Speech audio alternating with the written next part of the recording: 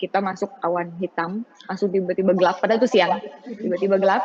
Kayak kalau naik mobil itu nggak bisa nanjak dan itu kerasa. Jadi terus petir kiri kanan gitu kan. Kok tega ya gitu. Orangnya udah nggak ada, terus lu sebar-sebarin fotonya nggak layak. Waktu itu nggak layak banget temen aku.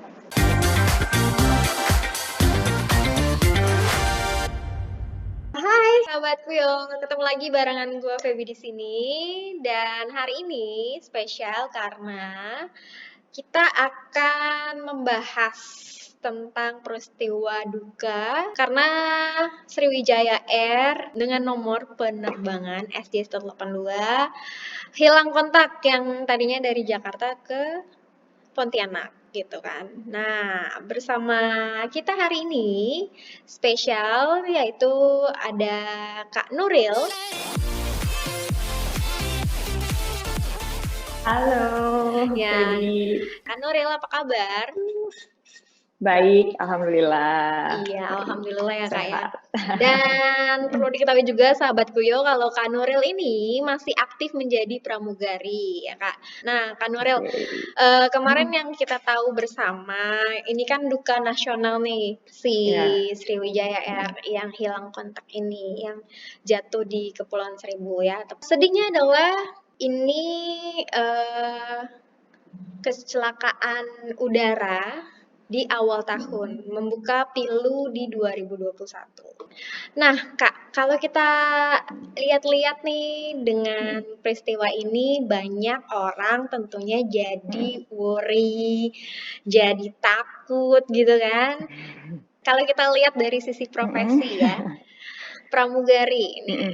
Sebenarnya enak nggak sih Kak jadi pramugari? Kalau nggak enak nggak sampai 10 tahun ya. Wow, 10 tahun ya Kak, goks banget sih, berarti loyalitas sekali ya. Kalau buat aku yang pertama ya, untuk masalah kecelakaan ini dan masalah nyawa, lagi duduk diem minum air putih pun kita bisa diambil ya. Iya. Maksudnya ajal is everywhere gitu, nggak lagi di pesawat, nggak lagi di kereta, nggak lagi di mobil, mau lagi tertidur pun kita bisa ya kalau yang punyanya udah mau ambil ya diambil gitu kan. Jadi itu prinsip aku sih, dimana aja kita bisa meninggal gitu. Jadi kalau ditanya nggak enak atau takut, ya pasti. Maksudnya kayak setiap kita melangkah keluar rumah pun aku selalu kayak ya berdoa atau gimana kan. Tapi kalau untuk lebih ke pramugarinya enak, maksudnya kayak selesai terbang ya selesai kerjaannya gitu kan, nggak ada bawa PR ke rumah. Terus kalau pastinya jalan-jalan ya kan, lihat dunia yang besar ini, ketemu orang banyak gitu. Nggak enaknya ya, apalagi kayak aku base-nya nggak di Indonesia, aku base-nya di Jeddah, mungkin nggak enaknya nggak deket sama orang yang kita sayang aja sih gitu. Nih Kak, kan udah 10 tahun ya, berarti start jadi pramugari itu di umur berapa ya Kak? 23, ya 22,5 lah. Iya ya. Aku udah 34 tahun ini. Oke Kak, kan setelah kita tadi bahas tentang kehidupannya si pramugari ini kan, terus ketika yang tadi Kakak bilang turbulence-nya yang lagi parah-parahnya, gimana cara menenangkan si penumpangnya ini? So far yang paling pernah aku ingat sampai, maksudnya penumpangnya sampai histeris banget itu waktu aku penerbangan Jakarta Surabaya, karena jujur saat itu pun aku histeris dalam hati ya, cuma harus tetap maintain pura-pura bisa kalem. Itu sebenarnya bukan turbulence waktu itu, jadi kita masuk awan hitam, langsung tiba-tiba gelap, padahal itu siang, tiba-tiba gelap. Kayak kalau naik mobil itu nggak bisa nanjak dan itu kerasa. Jadi terus petir kiri kanan gitu kan. Terus ya suasana cabin saya udah Allahu Akbar, astagfirullah gitu kan, udah kayak aduh gitu kan. Kita pun udah ikut komat kamit sebenarnya, tapi justru saat turbulensi itu kita nggak boleh kemana-mana. Sebagai pramugari pun harus menyelamatkan dirinya sendiri. Ya kalau akunya mati, gimana aku bisa nyelamatin yang lain gitu kan. Jadi apalagi turbulence besar, kita pun harus duduk gitu, nggak bisa kita penumpang histeris pun kita juga cuma paling gimana ya, menenangkannya itu ya setelah kita juga boleh berdiri gitu, nggak bisa kita walaupun kita pengen kayak peluk gitu ya, apalagi waktu itu kejadiannya dia nangis sejadi-jadinya gitu yang udah astagfirullah, udah aduh kalau inget lagi tuh udah udah ini deh, udah keadaannya tuh di cabin udah mulai goyang gitu kan, maksudnya like itu maybe it's just 5 minutes gitu, tapi kerasanya lama banget. Jadi setelah akhirnya bisa jalan, aku baru samperin si ibu gitu ya, aku pegang gitu, karena kita nggak boleh kasih negatif komen, maksudnya Bu jangan nangis, nggak boleh, justru gitu dia malah makin panik kan gitu. Yeah. Justru kasih positif komen kayak tenang ya Bu, tenang, mau minum gitu kan, udah nggak apa-apa kok kayak gitu. Jadi jangan nangis Bu ya, jangan ya itu malah jadi apa ya, jadi makin bikin dia panik kan gitu ya. Paling itu aja sih bisanya gitu. Itu sih yang terparah dan terhisteris maksudnya, karena alhamdulillah so far belum ya, nggak pernah sih dapat yang sampai ya parah banget gitu ya. Terparah itu sama aku yang kelempar, akunya pribadi kelempar gitu sampai ngehantem pintu.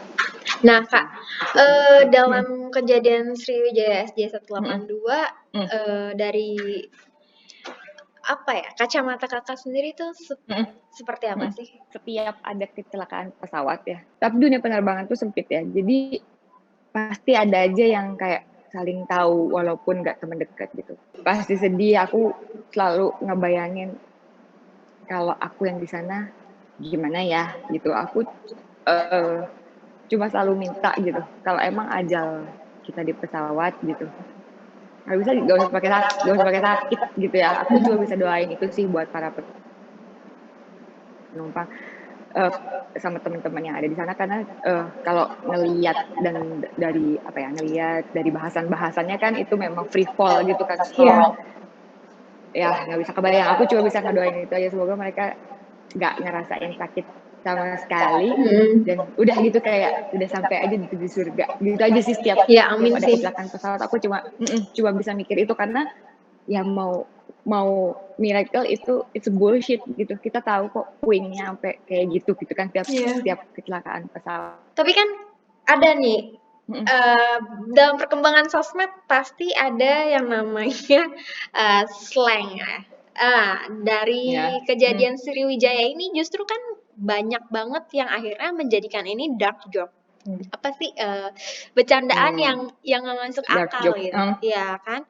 Jadi ada salah satu akun yang bilang pesawat Sriwijaya Air hilang kontak, pasti pilotnya Kang Ghosting nih. Nah, gimana sih Kak dari Kakak sendiri pribadi seorang pramugari ketika banyak akhirnya masyarakat yang menjadikan sisi lain Sriwijaya ini justru menjadi sebuah bercandaan? Ya sebel aku lihat akun-akun yang kayak buat apa sih manjat pansos gitu pakai kecelakaan ini, kesel gitu.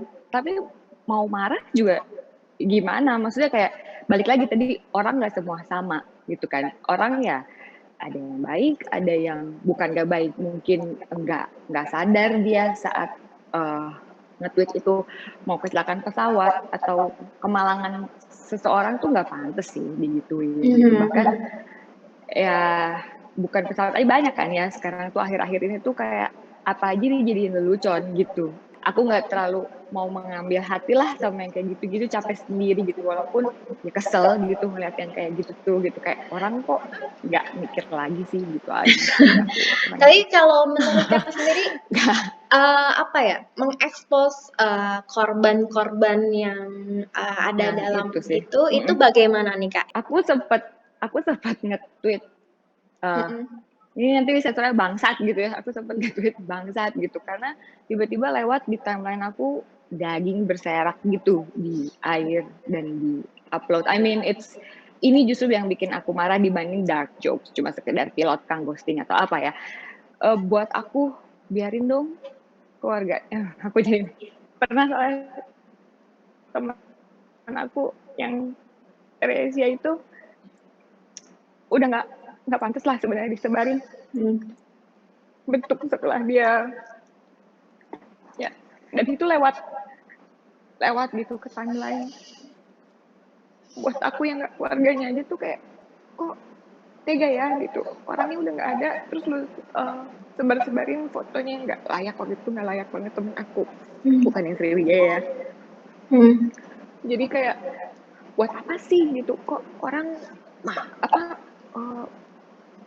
kalau cuma sekedar kang ghosting aku pikir itu hiburan lah, biar buat ketawa-ketawa atau apa. Tapi kalau sampai potongan badan, aku aja shock gitu aku ngelihatnya, kok bisa lu posting bagian tubuh manusia yang lagi ya udah nggak layak gitu kita lihat gitu. Apa kalau keluarganya ngeliat gimana gitu. Waktu itu juga almarhumah udah nggak layak lah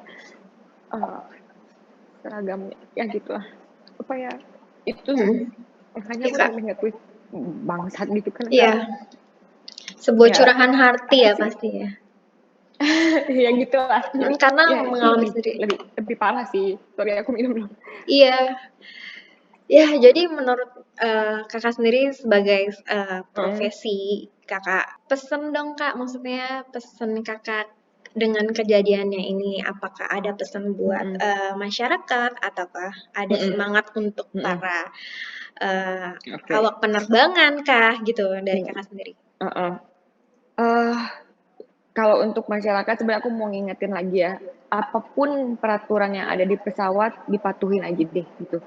Kami para awak kabin itu lebih mengerti tentang pesawat. Kita ngelarang kalian matiin main handphone atau apa, itu bukan mau kita biar kita senang, enggak, tapi karena pasti ada efeknya gitu. Kenapa nggak boleh bawa barang terlalu berat ke pesawat, itu aja sih. Kayak patuhin setiap nggak di pesawat aja, pokoknya patuhin setiap peraturan yang ada. Itu peraturan dibikin pasti untuk kebaikan gitu ya. Duh, senang banget nih Kak, aku akhirnya bisa tahu maksudnya dari kacamata seorang awak penerbangan sendiri menyikapi kejadian ini. Kan yang kita tahu kan semuanya dari berbagai sumber, akhirnya kita bisa ngobrol-ngobrol langsung bagaimana dari kakak sendiri ya kan sebagai awak penerbangan. Dan thank you banget Kak udah sama-sama di Koyo Podcast hari ini. Semoga pengalamannya dapat menginspirasi kita dan lebih aware lagi ke kitanya sebagai yang awam. Gua Feby di sini juga turut berduka cita dalam atas kejadian Sriwijaya SJ 182 ini. Semoga keluarga yang ditinggalkan dapat dikuatkan lebih dan para masyarakat juga lebih berempati untuk kejadian kali ini. Kita semua di sini mendoakan yang terbaik dan semoga para korban juga diterima di sisinya dengan baik. Amin.